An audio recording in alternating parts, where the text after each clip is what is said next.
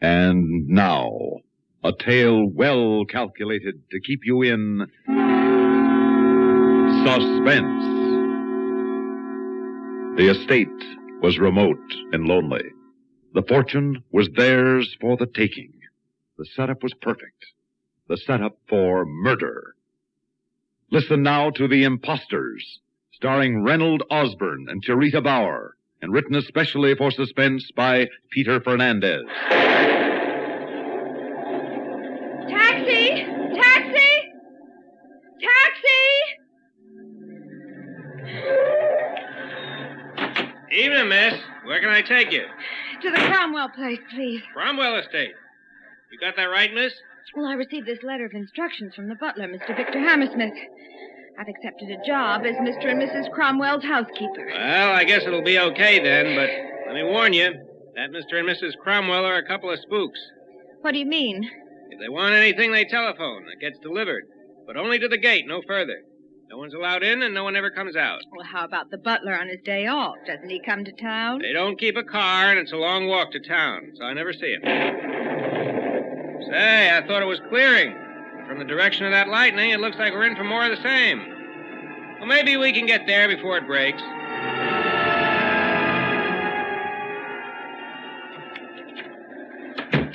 Set your bag down there. That's it. Now turn around.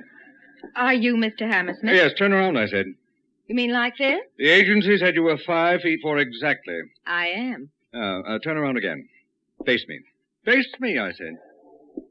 Ah, yes. Yes. Listen, it was 5 hours on that train. I'm tired.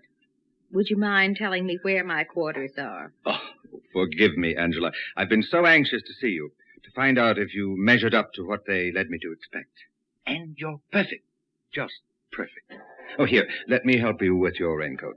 Well, that's better. I'll fix a nice supper for us. You must be hungry after the train. As a matter of fact, I am. Good. And a drink first, huh?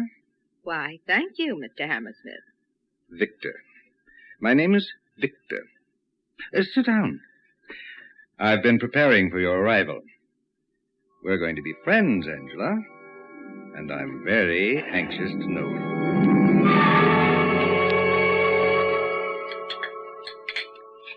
When you mentioned supper, I expected a few cold cuts, but this was fit for a queen. Thank you, Victor. I'm very glad that you can truly appreciate good wine and excellent food. You remember that was one of my requirements. My height, my education, my taste, my ambitions. You're the one who made all those requirements? Mr. and Mrs. Cromwell had only 2 conditions. That you have good experience in service, which you do have, and that you're prepared not to make any personal contacts outside the walls of this estate. You agreed to that in your notarized statement. Sure I did. Look at the salary I'll get in addition to room and board. So you accepted for the money? $600 a month is good pay. Yes. Well, my dear Angela, it's after 11, and they'll be expecting breakfast at 8 promptly. Yes, I guess I'd better get some sleep. You'll have a lot to show me in the morning. Thanks again for that wonderful dinner, Victor. Good night. Good night, Angela.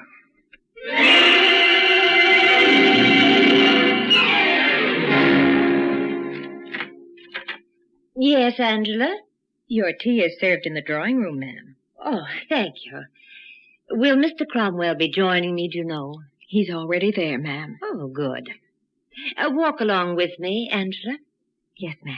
I wish to compliment you on the fine service you've given us these past few weeks. Thank you, ma'am. I imagine sometimes you find it very lonely here. Not too lonely. Victor, He's good company. I'm relieved to hear that. We've had several other housekeepers, but Victor disapproved of all of them. Oh, here we are, Charles. Yes, my dear. I've been telling Angela how pleased we are with her. That's a coincidence. I already informed Angela that because she's worked out so well, we're increasing her salary by $25 a month. Sit down, my dear. Oh, thank you. That will be all, Angela. Yes, sir. Close the door after you, Angela. Yes, ma'am. Agnes, I was upstairs in the attic this morning. I noticed a good deal of moisture along the beams. I'm afraid we're going to need a new roof over the main section. Oh, no, not more repairs. You know what that means, the workmen, the danger. Why don't we get rid of this place? And have to arrange all the financial details of such a move? Have to come face to face with the attorneys, with the others who would become involved? You're right, as usual. Very well, telephone for the carpenters. I'll start signing whatever must be signed. Good. I thought you'd see the necessity.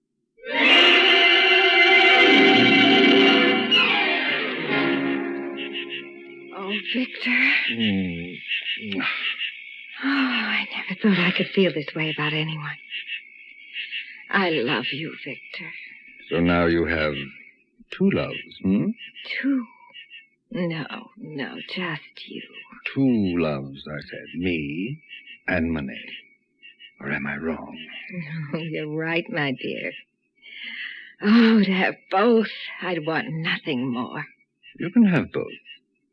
We can get married, and we can be rich. Victor, you don't have to hand me a line. It's true, Angela. It's true. What are you talking about? I've got it all worked out down to the finest details. It's absolutely foolproof. It just depends on you. If it means marrying you, honey, I'll agree to anything. Anything, Angela? Anything. Would you agree to murder? Did you say murder? How would you like to be mistress of this place, to own the fortune that belongs to her? Oh, Victor, how could we ever do that? By following my plan. It's a perfect setup. And Angela, when both Mr. and Mrs. Cromwell are dead, you and I will have everything within the walls of this estate, and all the money sitting in that bank in town. But won't they be missed? Won't the police come searching? Not if we make no mistakes. You see, Angela, you and I will become Mr. and Mrs. Charles Cromwell. What do you mean? Angela, can't you see the resemblance between Mr. Cromwell and me? Well, yes, I guess so. Yes. And Mrs. Cromwell is 5 feet 4 in height, brown hair, light complexion, brown eyes. You are 5 feet 4, brown hair and eyes, light complexion. I made very sure before I hired you, remember? Tell me, Victor, how can we get their money from the bank? Suppose other members of the family show up. Suppose there are doubts about it. I've checked very carefully. There was a brother, but he died last year. Oh. He left his money to the Cromwells. Now, there are no relatives. Good. I'm a very skillful forger. I can sign his name so that even he can't tell the difference. I tested him once. Victor. I'll teach you how to forge her signature. But, You see, all transactions with their attorney, with their bank, all their contacts with the world outside these walls are made only through the mail. Perfect. And it gets better. No one is certain anymore of exactly what they look like. The fools have built their own little world within this estate. Only it's going to turn out, my dearest Angela, they built it for us.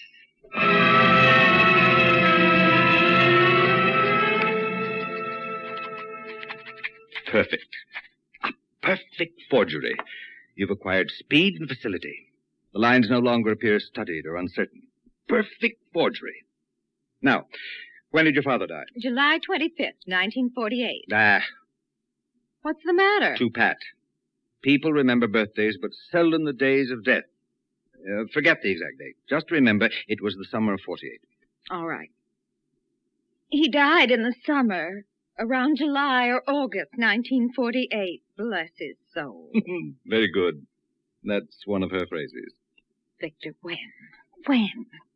I've learned everything. I can write exactly as she can. I can move like her, talk like her. You're perfect as Mr. Cromwell. It's been 2 months, Victor. When? When? You're right. Yes, it is time. Very well. Tonight. Tonight? I'll say you're indisposed. You can stay in your room or touch a virus. I'll serve them dinner. Roast capon with wild rice. A robust red burgundy. and arsenic. Tonight. Tonight.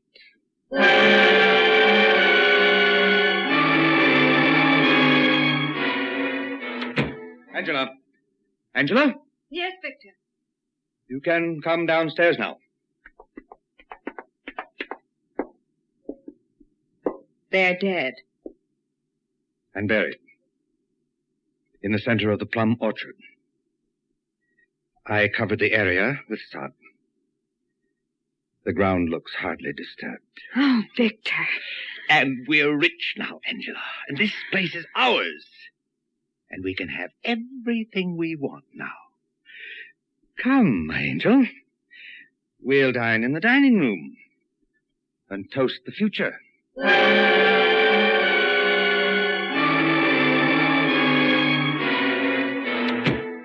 Angela, I've just been to the mailbox outside the gate. Well, did it come? The bank accepted our signatures as I knew they would. Look, Angela, our first withdrawal, $5,000 in cash. Oh, let me hold it. Oh, Victor, the feeling of money. The glorious, green, luxurious feel of so much money. It even smells rich. I know exactly how you feel. Now think of it, Angela. There's $2 million more where that came from. I've thought of nothing else for weeks. What can we do with this, Victor? What can we buy? I want to spend and spend and spend. Well, I have some dresses sent here on approval, some perfumes, some jewelry. Here's the rest of the mail which came. A stack of catalogs, pamphlets. Look through them and order whatever you wish. I'll be down by the pool if you care to join me. Victor? What's this? That envelope? Where'd you get it? It was stuck in the fold of this pamphlet. Well, I must have overlooked it. Let me see. Addressed to a Mr. Frederick Mason. Well, I guess the mailman must have dropped it into our box by mistake. But it says in care of Mr. and Mrs. Cromwell. Yes, so it does. Return address, Zurich, Switzerland. Open it. Yes. Then we can burn it. Whoever sent it will think it was lost. What does it say? Oh, just a minute. Dear Father, you shouldn't have paid the entire 4 years' tuition to the university here. I tried to tell you when I last saw you years ago that I had serious doubt about my ability to get a degree. Now, I have quit, and they refuse to return any of that money. I have enough, however, for a flight back to the States. I'll see you soon to ask your forgiveness. Paul. Victor, who are these people? I haven't the vaguest notion. But he says he's coming here to see his father. I know. I read it, didn't I? Victor, could you have slipped up somewhere? Not anywhere. But I don't understand this at all. Well, we've got to do something. I mean, if he's coming He's here... not. I won't let anyone pass that gate. Let me see that envelope. Tell you, it tells us nothing. Some fool has made a mistake, that's all. Frederick Mason. Well, now, we mustn't let someone's silly mistake bother us. I'll burn the letter. Just forget all about it, my love. Someone at the gate. I'd better check.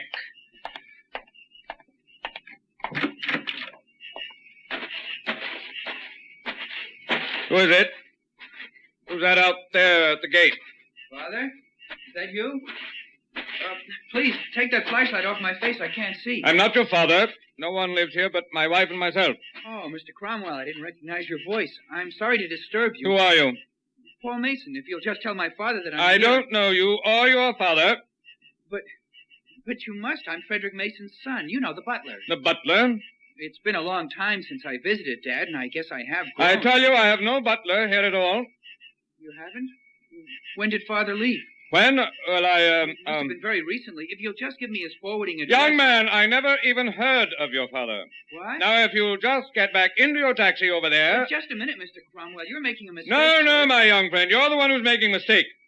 Now, get out of here and stop bothering me.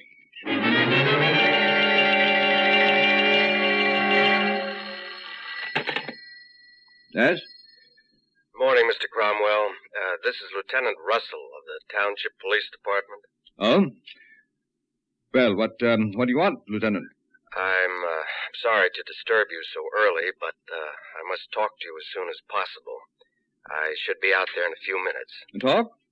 What about?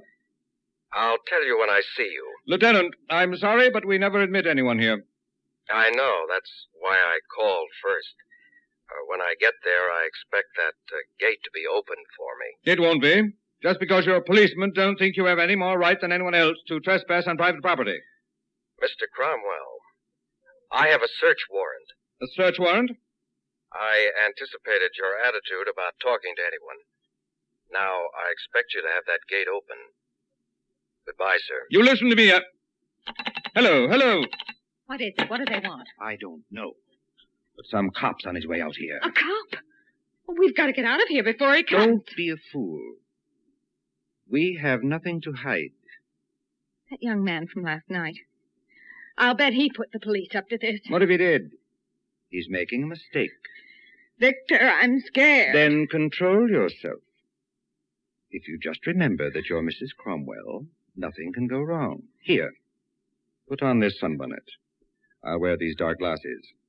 We'll go outside and make ourselves casual by the swimming pool. Let the police search all they want for Frederick Mason, whoever he is. I'm positive I've never heard of anyone by that name.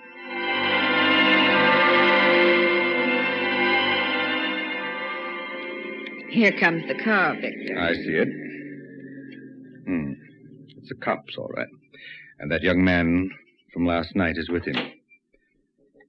Stay right there, Paul, while I talk to them. Yes, sir.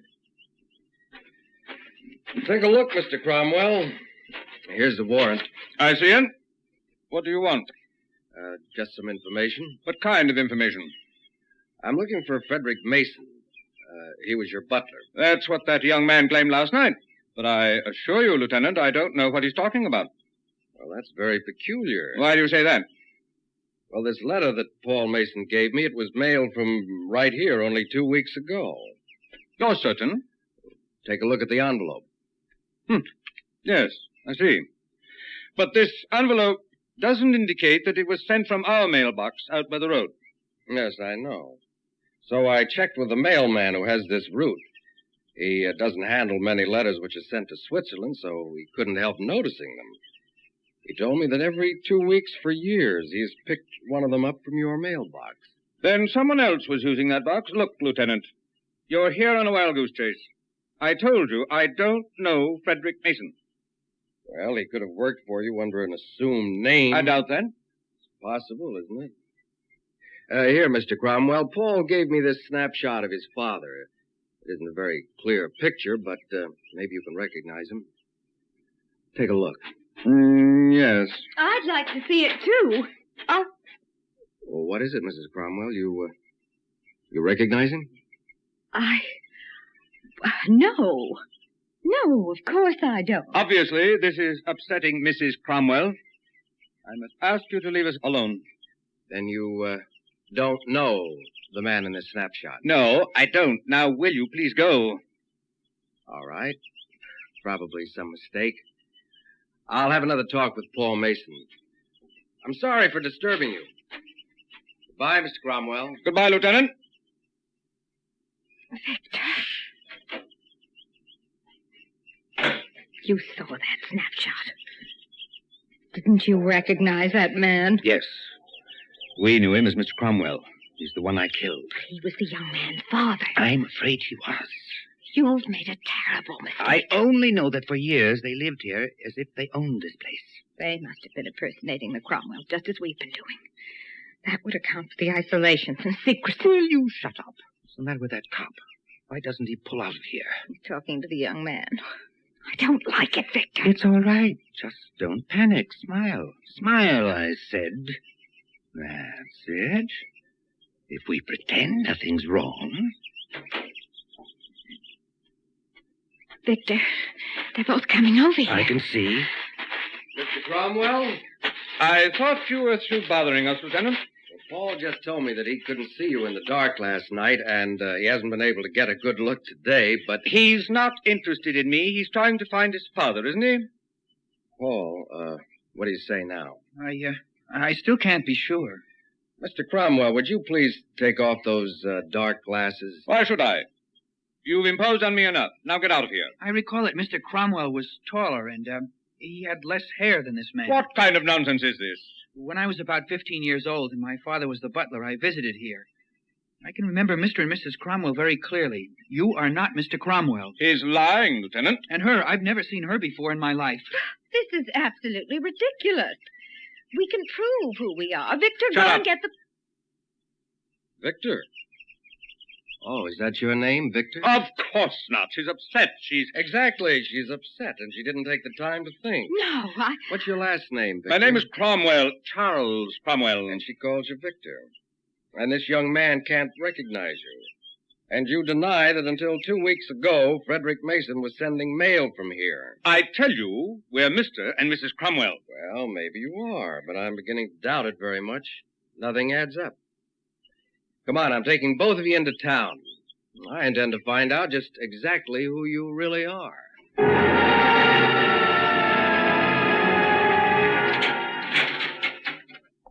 All right, you two. Come out of that cell. So, you're finally letting us go. You're satisfied now that we're Mr. and Mrs. Cromwell. I'm taking you over to Judge Slater to be booked for murder. Oh, no. Murder? That's ridiculous. Is it? We took up the cement floor in the basement. We found the bodies. The cement floor? Man and woman. Killed by gunshot about 4 years ago. From dental charts, we've identified them as the real Mr. and Mrs. Cromwell. You have. I see. I see. What's the matter with you? Don't you realize what we're facing? I realize very well indeed. Come on, the judge is waiting. Is he? Well, we certainly can't keep him waiting. But, Lieutenant. Yep. You can't book us for the murder of Mr. and Mrs. Cromwell. It's impossible. Is it? You said they were killed about 4 years ago. Well, 4 years ago, I was finishing a term in Atlanta for forgery. I know. We've got your records. Well, you can book me for forgery again, or fraud, or any of those lesser crimes you might be able to pin on me, but murder? Oh, no. I did not kill Mr. and Mrs. Cromwell. No, I never said you did. No? Well, I thought you... We also did some digging in the plum orchard. Oh! And we found 2 more bodies, recently killed by arsenic. Paul Mason has identified his father. Those victims were murderers themselves who impersonated the Cromwells. And they're the ones you killed. We'll have no trouble proving that. You'd figured this for years, you said. No one would ever know. A perfect setup. It was. It was. Only someone beat us to it.